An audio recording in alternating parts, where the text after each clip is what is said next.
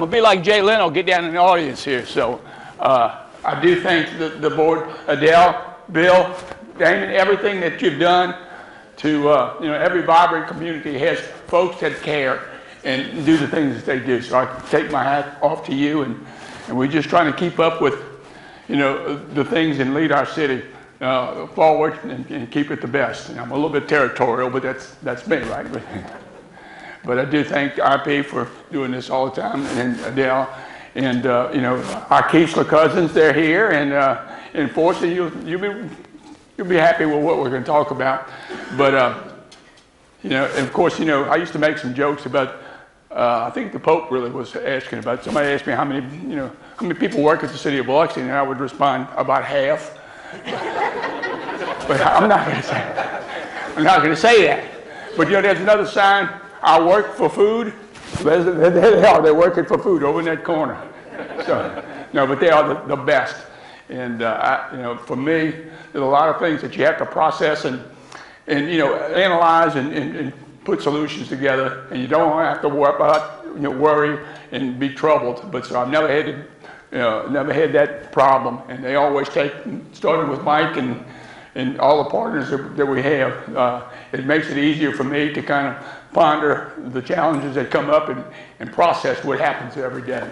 So one other, I got to see Adele over there. Adele and I spent about an hour and a half with the Consul General from Canada the other day. And he was a very interesting person. His responsibility, he's in Atlanta. He's responsible for all the auto industry, all imports and exports from Canada to the auto industry, which in Mississippi. Never been to the coast, so we're really putting it on pretty heavy. But he's responsible for, like the auto industry, Nissan, Toyota, then in Alabama, I think Mercedes and Kia. But he's a good character, good, interesting conversations. But he said, Mayor, can I call you Mayor? Because in Canada, I'd have to address you as your worship. I said, well, let me run that by my wife. But it hadn't worked well, right? No, anyway. But I do thank everybody. This is a good interactive crowd. You know me, I'll respond to questions. So as we go through this little, a picture's worth 1,000 words. I think you got about 30,000 word essay coming up here. So we're going to rock and roll right now. So don't hesitate to ask a question if you see. I will stop the deal. All right, top on our priority, something that's been worked on for like 30 years, and that's the Keesler New Main Gate. I think we got some construction. That's what's happening right now, putting the base coat. So according to Mike, I think we're about 17 days away from putting the final striping and lights and so forth. But they're actually doing that. I think that was yesterday afternoon. That project is a game changer, as you know, even what we've done to there. But, they're still going through Forrest Avenue at this point in time, but it's been an amazing story with now Major General Edmondson. When she was 81st, we conjured up and finagled our $37 million project to become reality. I thank all of our partners from the state, and because it did, and also from United States senators, and they did a tremendous job in making this happen. So we're weeks away from being fully engaged and online. So we thank everybody that had any part to do with that. And it's been a journey, just like fixing the roads and the north contract, right, Kress? The north and the south contract. But that's where we are with Keesler. And along those same, I've got Kevin and Scott Delano. This is a little bit of on the drawing board. White Avenue is the old main gate, right? Gate 3, is that gate 3? Well, cyber security and cyber training, I believe 5,000 cyber airmen are trained in cyber security right there a year. With the state of Mississippi, the Mississippi Cyber Initiative is going forward, and there's a little building that's will happen right there in that little corner of the campus. Actually, there's a enhanced use land agreement that will enable us to build that facility and maybe some other things right there in that corner. But one big thing is, in the long road, long game, is to take White Avenue and tie it back into Judge Seacool. That will officially be outside the gate if this enhanced land use agreement happens. But that will be, you know, part of Biloxi and part of the landscape, and we thank everybody that's ahead of part to do that. It's a big, I think we're about $30 million project. It's maybe a little bit more than that? Okay. Well, that's y'all's job. You get a little bit more than that. No, we thank you, but that's on the radar. So next, okay, now, I see Rebecca Powell's over there. This is something that is significant. It's been talked about a long time. For 4 years in a row, we had our ducks in a row. We had our engineering done. We had most of our acquisition for this extension. This is taking a Popps Ferry Road, which is at Popps Ferry Road at Pass Road, is a business intersection in Biloxi. And we hear some interruptions like what's happening on Boulevard Road now. So this will eliminate all of those kinds of issues when we actually put it in the ground. And a little story about that. We were at the Board of Supervisors Monday to ask their support for some additions to that road structure. That's, I think that's $17 million that's left. And we've already spent about $6 million, but through the state, through what we've done, our council passed a $14 million bond issue, 7 of which is dedicated to doing this. The Board of Supervisors stepped up with a couple of $1 million to put underpasses to tie, you see where it goes right through their parking lot of the Coliseum. But bottom line, well, there's a couple of bottom lines on this. This ties Popps Ferry Road to a major highway, U.S. highway. And we're hopeful that, I think the number is 615. Like Gulfport has 605 that takes it all the way to 67. That we will get enough connectivity and enough recognition that it needs to be designated state road, which puts us in a position for some of the infrastructure money that will come down. And it does a couple of things we'll mention. But that will take you all the way from Highway 90 to Popps Ferry Road, and then again to the Popps Ferry Bridge, which is 2-lane at this moment. And I'll raise your hand if you think tolls are a good idea. I can see that right now. but that was phase A of a project we call the Biloxi Beach Connector, which in effect would take 67 off of Shriners Boulevard, 4-lane it down to Interstate 10, across with another causeway from Interstate 10 to around where the Popps Ferry, with Margaritaville Library would be, and then a new 4-lane bridge. At the time, in 2015, it was estimated the whole project was $255 million. Now, things have changed. We've estimated just the Popps Ferry Bridge, a 4-lane without any drawbridge that didn't get stuck, was $180 million. So, and probably now, if we look into it, it'd be over $200 million. So we're going to have to, get away, which we are. We're looking for about $15.7 million to rehab that bridge so it won't get stuck again. And of course, you can't do anything about barge traffic or marine traffic, knocking things out. So we're rolling the dice, and again, with all these connectors, it will be evacuation is of course, and of course defense access. This will all enhance those positions, but that's a significant thing, and that's, other than finishing the Keesler, that's our next priority. Our whole Mississippi Coast delegation, as well as our council, is committed to making this stuff happen. We're in a mode that we hope to waive, Mike, if I say something that's wrong. We're going to bid it out in probably 2 months. Yeah, okay, that's good. But anyway, we're locked and loaded. So, okay. Now, along those lines, you see that, right? You've seen that bill in a while. And about 2 years ago, some new owners bought that property, as well as the property where Hobby Lobby is.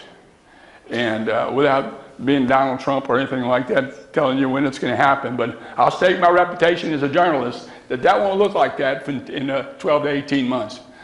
That's a direct result of the initiative to do this. And, you know, I met with the tax assessor and just figuring out what our position is going to be with this extension. It looks like a lot of money. Total project for the extension is about 25 million. We need 17 million more to go. But it's a game changer, and that, you know, everybody's been wishing and asking, and I'm still wishing and asking, but it's close. Same people bought that, the Hobby Lobby that's moving, but there's some significant opportunities there for that property.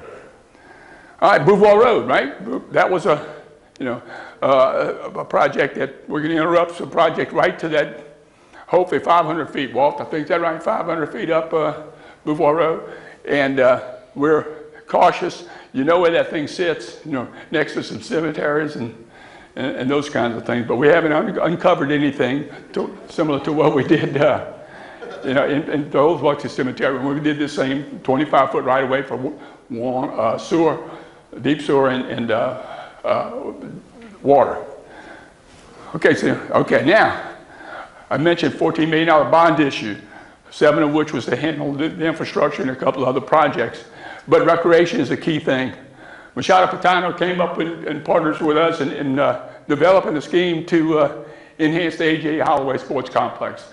5.5 to 6.5 million is what we're going to put into that. There are some things that are already happening because of the opportunity for recreation. That's always a big part of a city, is making sure that your kids and your folks can have top-notch facilities and a place to enjoy tournaments and do those kinds of things. But we're talking about all the drainage, all the lighting, all the parking, and using turf, you know, in the infields, both softball and youth baseball. But also, part of that commitment to recreation out of that bond is pickleball. Everybody knows what pickleball is now, right? Did you know there's a Major League Pickleball League? Okay, Major League Super Bowl. We're going for the Major League Super Bowl down here, but anyway, that's what's on the radar. That's the enhancement to the clubhouse and facilities. And then you see a possible another 12 additional courts there. We're sitting there with 12. And I know some pickleball players over here. And it's amazing. You know, you can see when they're in town and they come with the right profile as far as staying, you know, staying in local facilities and so forth. But that will happen very shortly. The clubhouse and restroom facilities. Okay, so now we're going to flip back down to downtown. One of our major accomplishments was when we, you know, was a result of doing what we did to opening two-way traffic and doing the bricks, you know, on that road like it used to be.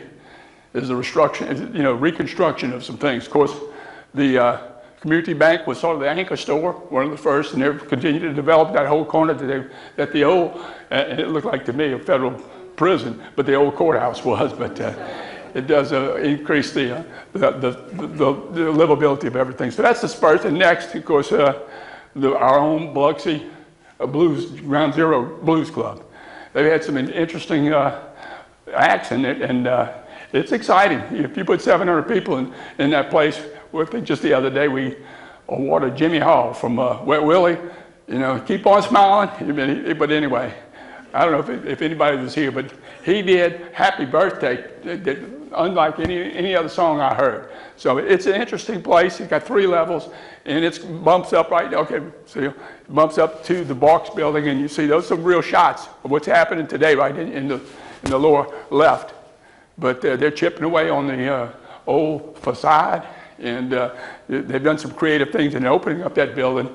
And so I think we said 16 apartments and then I think 60,000 square feet of retail on that first floor. And I know they're actively pursuing the different kinds of retail and restaurant on that floor. And it sits right next to the Sanger, which is exciting too. They're finishing up the external part of the Sanger. And our next phase is to move forward, and what we really want the functionality of inside the Sanger to be. We're looking at a lot of different options, but it's really exciting. At night, I saw the other day the lights on, and it really will. If you got that little soft spot in your heart for Biloxi, it'll turn it on even further. Okay, and right down the street is the old Jefferson Bank or Wells Fargo, I guess, right? I think I haven't spent, and then we're going to create a number of 13 units boutique hotel, and they're going strong with that. Again, a little bit further down, the old Board's Milk or Josette's. They're rocking and rolling there. They're almost all entirely occupied now with the Phillips restaurant right there in your lower left, and that will be in action very shortly. Okay, on Cottage Street, as you go north between Quality and BLP Paint, there are about 8 units, 8 cottages on the drawing board, and I think all of these things that passed the RC and you know the planning, so just much past. Just I wish it could happen. So they've invested. Okay, again, with a lot of fanfare, we actually got this down from the White House Hotel, the Aqua Suites, which will be right on the highway. And then there's also some things next to it between the White House, right there on the corner of White Avenue, and a couple of pieces of property. The White House Hotel is expanding, and with an event center and some more suites on that corner. So that's going to light up. Anyway, again, down a little bit further down the road, you see the expansion of the Big Play arcade and entertainment. And I think they had some murals going in the last couple of days when we started, but that's firing away, and the Wilderness family has been putting some, doing a lot of things to invest. It brings me, I'm gonna take a breath just a minute. My wife said, be sure you get some water. She's talking to you right now. But Peter, you're in the audience, right? We've been successful. I don't know who sued who. I think the Secretary of State sued us. And we were successful in the local court. And then the other day we were up at the Supreme Court. And it was interesting because if you see some of the work that he's done and some of the energy that he puts on the table, there's a replacement of that pier, unlike any pier you'll see on the Gulf Coast. I don't know if you've been to Galveston and saw the Pleasure Pier, but we think we've got the clearance, and he's got the capital and the energy to do something like that. There would be a pier like you won't see on anywhere on the Gulf Coast. So we're thankful that they're in a position to move it forward. We think we're positioned, and Peter, by the end of the year, we'll get the blessing from the Supreme Court. So I did another story. Peter and Tim Holloman, and, we were up there and they were arguing, and first thing you go up to the podium, you got a little green light, yellow light, red light. It means you got to shut up when that red light comes on. And the first thing you do is to may it please the court. So I got a kick out of Tim. So yesterday or Monday when we appeared at the Board of Supervisors, said, may it please the board and Tim Holloman before I made my presentation. So anyway, that's a little piece of useless information. Okay, I'm ready. Go. Again, a little bit further on down is old Hooters is turning into Azteca. And that's a significant investment. It's always tough to follow a failed business, but they've significantly invested, and they have enough momentum to go forward with it. A little bit further, we got a Starbucks that's opening too. That's a pretty significant thing. That's happening. You go buy your $5 cup of coffee if you want, right there. Okay. Okay, in the trampoline center, the trampoline park, that's right down, by the Penny's building, and that's happening too. So there's a lot of momentum, and that brings me to things that we kind of drive our issue. First, 29, maybe 30% of the taxes or the revenue that comes from gaming, right? This is another $1 billion a year for these 8 casinos. He's smiling. No, he's smiling. But it's 2 years in a row. It's hard to explain. Again, 18 months in a row, our sales tax revenue, which is all these kinds of issues, are generated. 18 months, we were over $1 million. It's never happened in the worst of times. 2 years in a row exceeds what the gross gaming revenue, which is they pay their taxes. 12% of that every month. Now, you do the arithmetic on $1 billion, $120 million, right, boy? We're in a high cotton. But let me say this. First thing, 120 million of that $1 billion, which has happened 2 years in a row. 120 million, 80 million of that goes right to the state of Mississippi. Okay? Now, I might get on a soapbox here. I got two legislators over here. But they don't understand, and I try to get my two warriors over here in the legislature. Give us a little bit better deal. We'll make you more money. Okay? So that's Thailand. I won't even talk about Thailand, okay? But, okay, I'm going to go on. But anyway, that's, yeah. This, again, this is a significant, and I think they're all rented. I mean, that's a significant investment, and they want, you know, another phase and another opportunity to move forward. But it's amazing. 2, 3, and 4 bedrooms. Yeah, anyway, that's significant. These folks that see these opportunities and put their money in the ball game, that's significant. So we must be doing something right. The environment must be right to these folks coming every day. These are the stuff I can talk about. I can't, you know, you wouldn't believe the stuff I can't talk about.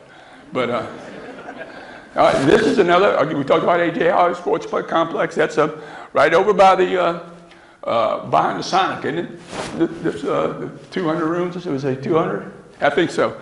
But again, where will these folks, when we upgrade this Eisenhower Sports Complex, they're going to be staying there. Or there's 2 or 3 of them. Keep on going. I think we've got, of course, Slim Chickens. That's about ready. Is it open yet? It's a few days away. But it's in the ground, ready to go. And who doesn't like chicken? You're not American if you don't like fried chicken. All right. And then Camp David, which is, if you see that giant American flag, that's where it is, up a little bit further down. That leads to, okay, just kind of hang close right there. That leads to a challenge we're going to see. There's a Cedar Lake Bridge. This is not a 4-lane bridge. This is the one that's we're challenged as far as getting heavy-duty trucks and so forth.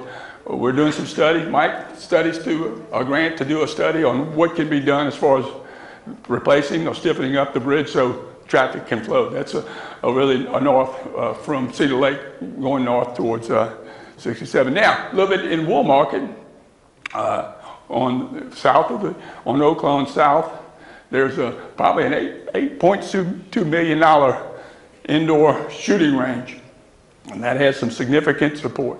And these, you know, you never would guess. You know, somebody's gonna put $8 million so somebody could fire a gun. But that's serious, and you know, they've done the research, and they've done, you know, seen Las Vegas and seen some of the opportunities that tourists and our local law enforcement, you know, will be utilizing this. Okay, and of course Margaritaville, you saw the Ferris wheel, especially at night if you're coming over the bridge. It's pretty exciting to see that activity. There's a little, in that lower left, a little challenge, and I don't know if I'm supposed to say this or not, but I'm going to say it. There was an opportunity to buy a drink, and the you know, the floor raises up so you can have those best view and everything. But there was an obstacle with the ABC. You can't serve liquor on an amusement ride. So that's a little bit of a stretch. So that makes a lot of sense, right? Anyway, that's $140 million worth of you know, family entertainment, and that's a part of what's happening. So, and there's some things on the drawing board north of there too, just north of that property. Point Cadet, this is $8 million. What is it, Mike? 8? 7. That we're in, actually, the laydown stage. The bid is awarded. So about 1/3 of updating of that Point Cadet Marina to all state-of-the-art, you know, floating docks and so forth. That eventually, as was successful with Go Mason and some of these other funding sources, we'll do the whole marina like that. When is that going to start, Mayor? It started already, didn't it? You got it. Yeah, it started already. Okay, and of course, we were real proud of, Mike and I grew up close to that, my wife, we were all kind of, what we used to do on that bay, and you know, a lot of activities like boat races and so forth. And over the years, these rocks, these ugliest rocks in the world, something done to preserve that roadway. But anyway, it was a project we're very pleased and proud of. We worked with DMR in order to do some funding, but that's done. And I think it's really well used at this point. And this is something that I think November 29th, I believe we're going to cut the ribbon, official ribbon cutting of the, this is, I call it the seawall walkway between Oak Street and the small craft harbor. There's an 18-inch knee wall, which I saw last night, people using it as a bench. The intent is to keep the sand from blowing onto the highway.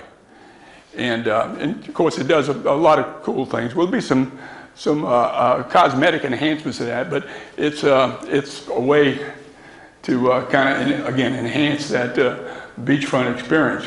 Along those lines, I think we had a bicycle group, a podcast. So I think they had about 80 bicyclists enjoying that. It's YouTube. Peter, how do you get to YouTube? It's a YouTube thing, podcast, or whatever you call it. But also, in addition, Chief will verify this. I saw a man on a riding lawnmower down on it yesterday. No, I don't think that was the intent. But anyway, now, you know these seagulls have no respect. The sand. Anyway, back on the sand, yeah, of the Oak Street situation. I think we're out to bid on what we call our heavy sand, heavier sand, bigger grains, 400 micron versus 200 micron. Yeah, everybody knows what a micron is, right? Okay. Anyway, it's going to keep the sand staying on the beach, but that replenishment is about 25,000 tons. They're being trucked in and being spread. You can see the markings of where the sand will be distributed in play. And anyway, that's there. Okay, now let's go back to Fred. Fred, the most, and I use his quotes everywhere. But we, probably our most famous Biloxian. And so we're in the process, and we did actually put this bronze statue, and they really creative. I thought it was creative anyhow. It looks like this is sitting on top of a Saturn V rocket. But let me tell you, if you could look in the little picture, it's a favorite landing spot for seagulls. And poor Fred never had white hair. But Mike had a creative solution. We got again, don't anybody from PETA or something like that, don't come talking to me, but he's going to have a necklace that will, run these seagulls off. Is that not right? Yeah. So, and I think last night we looked at, there's a couple of lighting, we got to rearrange some lightings. Christy, you listening? Okay. All right. But anyway, that's about it, I think, and I'm open for questions. Whatever you want, don't hold back. Because I'm running out. Yeah. I don't have a question. I just wanted to tell you, there's so many people in this room who have worked tirelessly on downtown Biloxi because it's just what we love so much. And there's been so many plans and folders and everything gets put on the shelf just because we can never find the funding. And it is just so heartwarming. And I cry. Anyways, Me too. Yeah, there's been a lot of years of people really wanting to make a difference. And how do we get the Barq building done? How do we do this? How do we do that? And we were never able to. And to finally see it come to fruition, like it got to be where you just didn't think it was ever going to happen. You almost had to give up on the dream. But Friday night was down at Fuji's, and we moved it out. I was like, holy smokes. This was the vision. Yeah. We want to put something into the plan into motion. Yeah. And so anyways, and also keeping true to who Biloxi. Oh, yeah. Right. We have a great downtown, but it's different than Ocean Springs, different from Gulfport. All of them are great. Much different. But it's offering a variety. So I just wanted to say thank you for your leadership and your team and all the officials in here who have helped make that happen because, it's exciting. Well. Thank you. I got your commission check. No, but it is, really is. We had a vision. Some of the older folks like us, seeing and going back to what Fred, Fred, I use this story all the time. Fred was, he just made 89 the other day, and he was a paper boy, and he did everything he was supposed to. His mother said, okay, he liked pool, right? And there was a shot, I don't think we have that in this shot, but the Union Bar had the biggest pool hall that you had, and it was really well known and used and so forth. But he said Biloxi was 15,000 people. A little bit of tourism, mostly seafood, until 1941, when our grandparents' generation went out and got Keesler Field. And they always tell me, it's Keesler Air Force Base. It was Keesler Field, in the 40s. And there's a big shot of like 6,000 soldiers on Howard Avenue. Fred explains it. Look, he said it jumped from about 15,000 people to about over 100,000 people almost overnight. And they keep these soldiers and airmen in tents and in barracks, and they let them go on payday, right? So Fred Hayes tells the story. I learned geometry from watching these hustlers try to hustle all these soldiers in this part. So, I mean, they had a purpose for everything. That's why you could see in this shot every form of entertainment you could possibly, think of. And some you can't think of, but anyway, you can look at that picture and just see. And that's what we're trying to bring those, with our own flavor of things, with our own stamp. And Biloxi is unique, And this is another little pitch I did, I think it was in Detroit the other day, talking about who we are, where we are. In 1699, I think in March of 1699, Pierre Lemoyne d'Iberville founded Biloxi.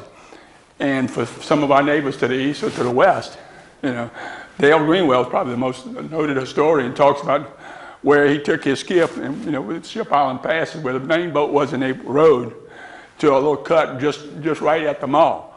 Okay, now I don't know how he knew the mall was going there, but that's where it was. But that's the truth, and that's the story, and I'm sticking to it. So, any other questions? I'm happy to go on and on. I've got to be in Gulfport at 10:30, so but I have to leave before then.